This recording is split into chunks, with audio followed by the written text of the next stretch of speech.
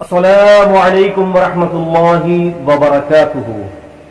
الحمد للہ رب العالمین والصلاة والسلام علی اشرف الانبیاء والمرسلین وعلی آلہ وصحبہ اجمعین، اما بعد فاعوذ باللہ من الشیطان الرجیم، بسم اللہ الرحمن الرحیم۔ محترم ناظرین اکرام، السلام علیکم ورحمۃ اللہ وبرکاتہ۔ اہل السنہ کا جو مذہب ہے یہ وہ مذہب ہے جو صحابہ اکرام رضوان اللہ تعالی علیہم اجمعین کا مذہب تھا۔ روافض، ناصبی، ان دونوں کے درمیان جو صحیح رستے پر سبیل المومنین پر جو مذہب ہے وہ دراصل مذہب ہے یہ اہل السنہ کا۔ اہل السنہ بغیر کسی تفریق کے، افراط اور تفریق کے، اس مسائل کو قبول کرتی ہے کہ جن مسائل کو صحابہ اکرام رضوان اللہ تعالی علیہم اجمعین کے دور میں قبول کیا گیا۔ آپ جانتے ہیں کہ نبی کریم صلی اللہ علیہ وسلم کے دور مبارک کے بعد بہت زیادہ فتنے نمودار ہوئے، اور اس قدر فتنے تھے کہ کچھ لوگوں نے صحابہ اکرام رضوان اللہ تعالی علیہم اجمعین کو نعوذ باللہ جو ہے وہ گالیاں دینا شروع کر دیا، مرتد تک قرار دیا ہے۔ اس کی بڑی تفصیل جو ہے شیخ الاسلام ابن تیمیہ رحمہ اللہ تعالی نے جو ہے وہ اپنی کتاب کے اندر منہاج السنہ کے اندر تفصیل سے بیان کیا ہے۔ من شاء فلیرجع ہناک، جو اگر تفصیل دیکھنا چاہتا ہے تو منہاج السنہ کی طرف رجوع کرے۔ اسی طرح سے کچھ لوگوں نے، روافض وہ لوگ تھے کہ جو صحابہ اکرام کے اندر اہل بیت سے محبت کی وجہ سے دیگر جو ہے صحابہ اکرام سے اتنی نفرت کرتے کہ ان کے اوپر جو ہے وہ ارتداد کا بھی نعوذ باللہ جو ہے وہ الزام لگایا، العیاذ باللہ۔ جبکہ اہل السنہ کا عقیدہ کیا ہے کہ چاہے اہل بیت ہو یا چاہے وہ دیگر صحابہ ہوں، یہ سارے وہ لوگ ہیں کہ جو اللہ کے نزدیک ایک مرتبے پر فائز ہے۔ اس کے ساتھ جو ہے وہ پھر ایک اور گروہ نکلا، ناصبی گروہ۔ وہ گروہ ناصبی وہ ہے کہ جنہوں نے دیگر صحابہ اکرام کی محبت کی وجہ سے نعوذ باللہ من ذالک اہل بیت رضوان اللہ تعالی علیہم اجمعین کو جو ہے نشانہ بنایا۔ اہل السنہ نے اس کی بھی مخالفت کی کہ یہ طریقہ جو ہے یہ ثابت نہیں ہے، یہ صراط مستقیم نہیں ہے۔ اسلاف کے اندر یہ بات بڑی زبردست طریقے سے معروف ہے کہ صحابہ اکرام کے حوالے سے انہوں نے یہ بات لکھی ہے، کئی کتابوں کے اندر میں نے خود نے اس کو دیکھا ہے۔ اللہ تعالیٰ فرماتے کہ یوم لا یخزی اللہ النبی والذین آمنوا نورهم یسعی بین ایدیہم، کہ اللہ تبارک و تعالیٰ جو ہے نبی کریم صلی اللہ علیہ وسلم اور آپ کے صحابہ اکرام کو، ایمان والوں کو، یوم لا یخزی اللہ النبی والذین آمنوا نورهم یسعی، کہ ان کا نور جو ہے وہ ان کے آگے بھی، ان کے پیچھے، ان کے آگے اور دائیں طرف جو ہے وہ دوڑتا رہے گا نور۔ تو یہ قرآن کریم کی جو آیت جو ہے وہ اس حوالے سے جو ہے اہل سنہ کا عقیدہ ہے کہ اللہ تعالیٰ قرآن مجید میں فرماتا ہے کہ اللہ تبارک و تعالیٰ نبی پاک صلی اللہ علیہ وسلم اور صحابہ اکرام کو قیامت کے دن رسوا نہیں فرمائیں گے، یعنی نبی پاک صلی اللہ علیہ وسلم کی جو صحابہ ہیں ان کو قیامت کے دن اللہ تعالیٰ رسوا نہیں کرے گا۔ جب اللہ تعالیٰ ان کو رسوا نہیں کرے گا تو میری اور آپ کی ذات یا ان نام و نہاد مفکرین کی یا ان نام و نہاد مذاہب کی یہ کتنی بڑی ضرورت رہی کہ وہ ان صحابہ اکرام کے اوپر نشانہ بنائے، تبرہ بازی کریں، جبکہ اللہ رب العزت والجلال نے فرما دیا کہ اللہ ان کو قیامت کے دن جو ہے وہ رسوا نہیں کرے گا۔ اسی حوالے سے کچھ القابات اپنے عقائد کو جو ہے وہ بڑھانے کے لیے، اپنے عقائد کی ترویج کے لیے کچھ القابات، فیبریکیٹڈ القابات، من گھڑت القابات لگا کر ان کے لیے ایک جو ہے وہ اعزاز دے دیا جاتا ہے کہ جی یہ لقب ان کے لیے ہے۔ مثال کے طور پر میں پہلے بات کروں گا، آپ دیکھتے ہیں کہ جب بھی علی رضی اللہ تعالی عنہ کا جب نام آتا ہے تو ان کے نام کے ساتھ علیہ الصلوۃ والسلام لگا دیا جاتا ہے۔ فاطمہ رضی اللہ عنہا کا نام آتا ہے تو ان کے نام کے ساتھ جو ہے علیہ الصلوۃ والسلام لگایا جاتا ہے۔ یا پھر آپ دیکھیں کہ عام لوگوں کی زبانوں پر جب بھی सैयदना हुसैन रज़ियल्लाहु अन्हु का नाम आता है तो फौरन उसके पीछे नाम लगा देते हैं इमाम हुसैन, ये अलैहिस्सलाम करमल्लाहु वजहहु।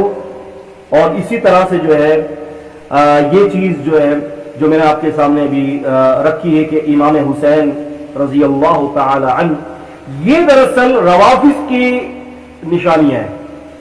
हम ये कहते हैं कि अबू बकर रज़ियल्लाहु अन्हु से लेकर आखिरी सहाबी सैयदुल अबू तुफैल रज़ियल्लाहु अन्हु जो सन 110 हिजरी में फौत हुए, हमारे नजदीक सारे वो उन पर अल्लाह ताला की रहमत और सलामतियां हों, सारे ही करमल्लाहु वजह है, सारे ही अलैहिस्सलातु वस्सलाम हैं, सारे ही हमारे इमाम हैं। लेकिन अहलुस सुन्नाह के नजदीक जो इस्तिलाहात जो मारूफ है ना, उन इस्तिलाहात को इस्तेमाल करना ही यही जो है वो दानिशमंदी है। हम बात करते हैं सबसे पहले मौला की। आप जानते हैं कि रसूलुल्लाह सल्लल्लाहु अलैहि वसल्लम की एक हदीस है इब्न माजा वगैरह के अंदर, और बाज लोगों ने इस पर एतराज भी किया है जबकि वो हदीस सही है। वो रसूलुल्लाह सल्लल्लाहु अलैहि वसल्लम की हदीस सेहत के मर्तबे पर फाइज है कि आपने फरमाया कि जिसका अली मौला है मैं उसका मौला हूं।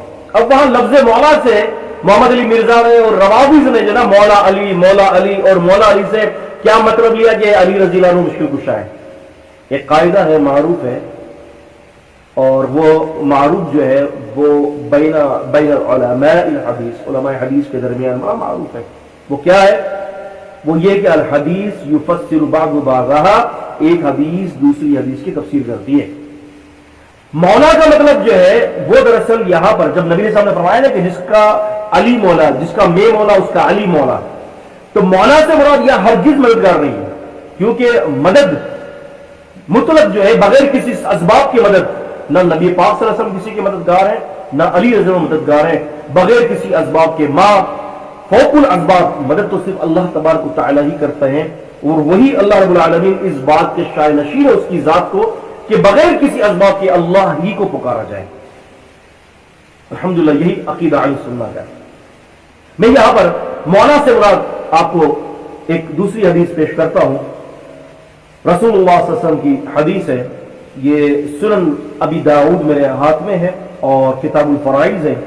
रसूलुल्लाह सल्लल्लाहु अलैहि वसल्लम फरमाते हैं, आपने फरमाया कि मन तरका, जिसने छोड़ा, मन तरका जिसने छोड़ा कोई माल, नबी ने सल्लल्लाहु फरमाते हैं कि वमन तरका माल है फली वरसती है व अना वारिसु मन ला वारिस लहू, कि जिसने माल छोड़ा अगर उसका कोई वारिस नहीं है तो नबी साहब फरमाते कि मैं उसका वारिस हूं। दूसरी हदीस में रसूलुल्लाह सल्लल्लाहु अलैहि वसल्लम ये फरमाते हैं कि जिसका कोई वारिस अगर नहीं है, रसूल फरमाते हैं कि वह अना मौला मल्ला मौला लहू, सुभान अल्लाह, कि जिसका अगर कोई मौला नहीं है, नबी साहब फरमाते हैं कोई मर रहा है, कोई मैयत आ गई और अगर उसका कोई जो है वो मौला नहीं है तो नबी साहब फरमाते हैं कि उसका मैं मौला हूं। अब वहां मौला से मुराद क्या है? उसका हिमायती, उसका वारिस। आप समझ रहे हैं ना? उसकी तरफ से मैं जो है अगर उसके ऊपर कर्ज है तो मैं कर्ज अदा करूंगा। नबी साहब के पास जो है वो मैयत आती थी तो आपसे पूछते थे ना आले ही विद्याई, क्या इसके ऊपर कर्जा है? सहाबा किराम फरमाते कि जी अल्लाह जिसम कर्जा है तो आप फरमा देते सल्लु अला साहिबिकुम, तुम ही अपने साथी पर नमाज पढ़ लो। अगर कर्जा नहीं होता तो आप नमाज पढ़ा देते। लेकिन बाद में जब अल्लाह के रसूल को अल्लाह ने इस्तात दी, माल गनीमत आया और मुसलमानों को अल्लाह ताला ने हालत अच्छी कर दी, तो फिर नबी सल्लल्लाहु अलैहि वसल्लम फरमाते अना औला बिल मुमिनीन, मैं मुसलमानों की जानों से ज्यादा उनकी जो है वो हकदार हूं। और आपने यहां फरमा दी कि जिसका अगर कोई मौला नहीं है उसका मैं मौला हूं। अब बताइए मौला से मुराद फिर ये भी, अगर आप अली मौला कहते हैं तो फिर मोहम्मद रसूल सल्लल्लाहु अलैहि वसल्लम मौला भी कहा करें। जब नबी से खुद ने फरमाया कि मैं मुसलमानों का मौला हूं, या मौला से मुराद क्या है? वारिस है। वहां मौला से मुराद क्या है? दोस्त है, जिसका मैं दोस्त उसका अली दोस्त। और जब अल्लाह ने अपने लिए फरमाया अंत मौलाना फंसूरना अलल कौमी काफिरीन, ए अल्लाह आप हमारे मौला है, काफिरों पर हमारी मदद कर दीजिए। तो कुरान का सियाक इस आयत का कॉन्टेक्स्ट ये बता रहा है कि यहां पर मौला से मददगार है, क्योंकि बात काफिरों के ऊपर गलबे की हो रही है। और अली रज़ी को जहां फरमाया कि जिसका मैं मौला उसका अली मौला, या कोई काफिर में गलबे की बात नहीं हो रही, या कोई मदद की बात नहीं हो रही। और अगर मैं ये बताता हूं, चले मैं रवाफिज से ये बात कहता हूं कि चले अगर ये मौला अली रज़ी अन्हु ये इनके लिए अगर ये इस्तिलाह मारूफ होती सहाबा के दरमियान, تو بتائیے کس صحابی نے علی مولا کے نام سے پکارا ہے ان کو؟ چلے روافظ کے درمیانی محمد مرزا صاحب آپ ہی بتائیے، آپ کے نزدیک جو صحابہ ہیں، ابن عباس ہیں، دیگر صحابہ اکرام رضوان اللہ تعالی علیہم اجمعین، بتائیے انہوں نے کبھی ان کو کہا کہ علی مولا سنیے ذرا، علی مولا سنیے ذرا؟ کسی صحابی نے بھی اس حدیث کے بعد علی رضی اللہ عنہ کو مولا نہیں کہا۔